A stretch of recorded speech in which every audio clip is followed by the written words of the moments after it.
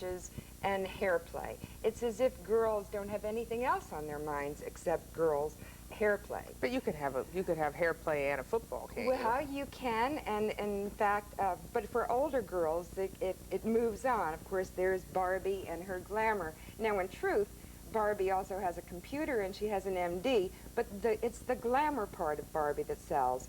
And then, as if girls couldn't make up their own fantasies, this year there's a new trend. They've developed Heartthrob and Girl Talk board games, which actually teach girls about what they should look at, what attributes in boys they should look at. For instance, one of the winning cards here is whether or not your beau has a Porsche, or whether or not he's got dog breath, or whether or not he's a hunk.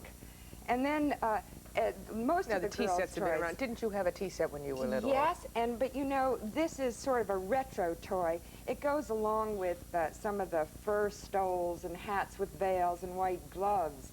This is a real a la 1950 game. Now, when you're saying this, I mean, you shouldn't be, I mean, you can have that. That can be part of... Absolutely. I'm not saying that the gender-specific toys aren't appropriate. The problem is finding a balance. For instance, the only theme for boys these days tends to be war play.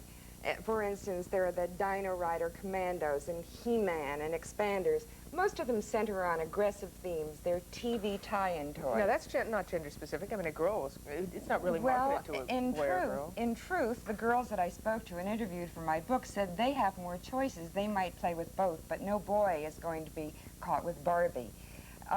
But these are rigged for single-themed kinds of play, and kids need more. All right, there's a big choice when parents are approaching Christmas. Do I go to a gender-specific toy, or I go to one of these toys that are the classics that really don't say if I buy for a boy or a girl? I think you need to find a balance, because these are the things that are promoted on TV heavily, but if we give children other agendas to play with, then we give them a good balance. And, for instance, art materials that aren't gender-specific help kids develop their fine motor tuning and also are fun. They can be creative. And building blocks, we often buy these just for boys, but then it shouldn't surprise us that boys are better in math and spatial relations and all those good things that boys ultimately... How about, to go along with their building toys, some props that are not gender-specific? Here you've got a girl in an active role.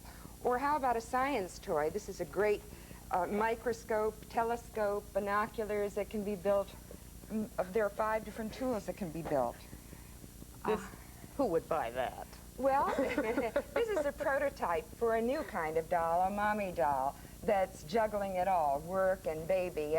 And dolls aren't just for girls. This is a gender-specific boy doll, which I think both boys and girls might enjoy. This just drives me crazy. Look at her dress line and then look at the coat line. I mean, what's wrong with America? And now Cabbage Patch is not gender-specific. No, and here very specifically is a boy doll, which a toddler or preschool boy might very well enjoy. So the advice is, Joanne, seek the balance. Absolutely. All right, thank you so much for joining us. It's now 22 after the hour, and we'll be back.